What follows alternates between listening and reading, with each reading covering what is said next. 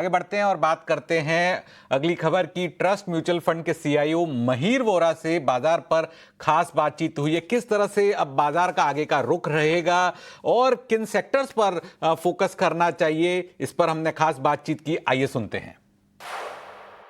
बाजार जो है बहुत अच्छा अपमूव दे रहा है, जिस तरह ग्लोबल क्यूज की डेवलपमेंट देखने मिल रही है। तो सर जरा बताएं कि फेड के एफएमसी बैठक के बाद जो रेट कट सिनारियो आया है, क्या बाजार एक्सपेक्ट कर रहे हैं कि एक आरबीआई की तरफ से भी रेट कट आ जाए या थोड़ा सा रुक जाए, क्योंकि इंटरेस्ट रेट ट्रांसमिशन अभी तक आया नहीं है। तो जरा ये बताएं कि किस तरह भारत अब जो है दिख रहा है, क्योंकि अब डिक्रीजिंग इंटरेस्ट रेट सिनारियो के जो है पोजिशन स्टार्ट हो गए, तो भारत किस तरह प्लेस्ड है ग्लोबली, वो बताएं। नमस्कार। ये फेड ने जो रेट कट किया कल वो एक्सपेक्टेड था। सो ऐसा कोई बड़ा सरप्राइज नहीं है, क्योंकि प्रेसिडेंट ट्रम्प ने भी काफी टाइम से प्रेशर रखा हुआ है फेड के लिक्विडिटी ज्यादा दीजिए, रेट कट कीजिए, इकोनॉमी स्लो डाउन हो रही है, आपको समझ में नहीं आ रहा है। तो वो तो एक्सपेक्टेड था।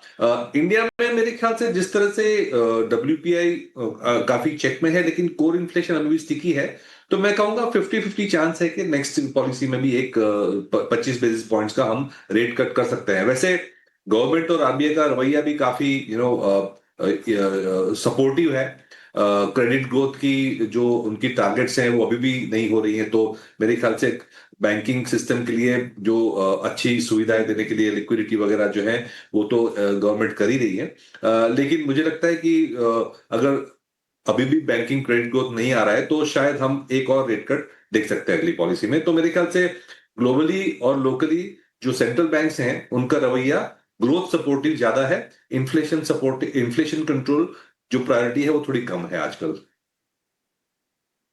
फिर Mansi this side and yes, US Fed की तरफ से अनाउंसमेंट एज एंटिसिपेटेड थे। अब भारतीय बाजार पर भी आपके एनालिसिस हम समझना चाहेंगे, और across the globe central banks की तरफ से इंटरेस्ट रेट डिसीजंस तो हम देखेंगे ही इस हफ्ते, लेकिन साथ साथ आरबीआई की क्रेडिट पॉलिसी भी है जिस पर नज़र रखनी होगी in the coming days of course.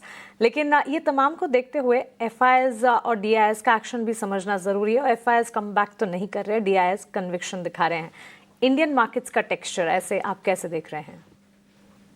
तो इंडियन मार्केट्स मेरे ख्याल से गवर्नमेंट क्यूज पे ज्यादा चल रही है, क्योंकि जो जीएसटी रेट कट किया और उसके पहले बजट में भी जो इनकम टैक्स सैलरी क्लास है उनके लिए जो सुविधा दी, इनकम टैक्स कट की, उसकी अभी ट्रिकल डाउन इफेक्ट इकोनॉमी पे दिखना बाकी है। सो एक्सपेक्टेशन ये है कि जैसे हम बिजी सीजन में आ रहे हैं, दिवाली जो फेस्टिव सीजन है उसमें माहौल तो अच्छा बन रहा है, ग्राउंड पे कैसा ये ट्रांसलेट होता है वो देखना बाकी है। मेरे ख्याल से सेकंड जो मार्केट अभी जो पोजीशन है मार्केट की, वो एक्सपेक्टेशन यही है कि आफ्टर द सेकंड हाफ, मैंने सितंबर 30 के बाद जो फेस्टिव सीजन और जो हार्वेस्टिंग सीजन शुरू होती है उसमें एक्टिविटी बढ़ेगी, कंजम्पशन एक्टिविटी बढ़ेगी because of the rate cuts, और वैसे भी एक सिक्लिकल थोड़ी रिकवरी अगर हम देखें तो सेकंड हाफ में मेरे ख्याल से मार्केट एक कंजम्पशन लिंक्ड तेजी में जा रही है।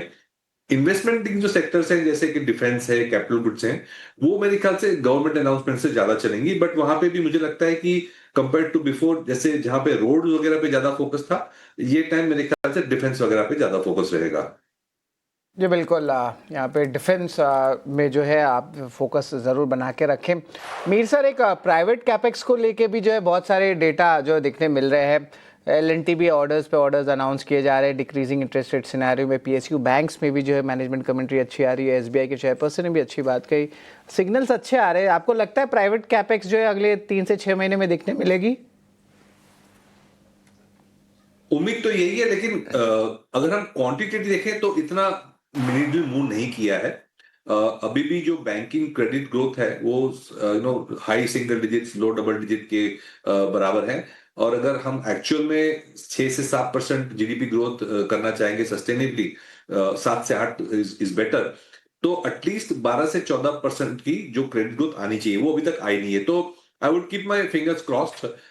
उम्मीद तो यही है कि जैसे गवर्नमेंट ने जीएसटी कट अनाउंस किए, डिमांड बढ़ेगी, तो एक प्राइवेट सेक्टर को भी कैपेसिटी यूटिलाइजेशन का जो है जब कम ज्यादा होने लगेगी तो प्राइवेट सेक्टर भी इन्वेस्ट करने आएगा, लेकिन अभी दिख नहीं रहा है। मेरे ख्याल से ये जो टैरिफ्स के जो अनसर्टेनिटी है उसकी वजह से भी थोड़े जो कैपेक्स डिसीजन है शायद सर्टन सेक्टर्स जैसे कि टेक्सटाइल है, जेम्स एंड ज्वेलरी है, वहां पे पोस्टपोन हो सकते हैं। बट ऑन द अदर बिल्कुल, जीएसटी कटौती का असर जो है वो बाजार पर देखने को मिलेगा। आगे बढ़ते हैं और बात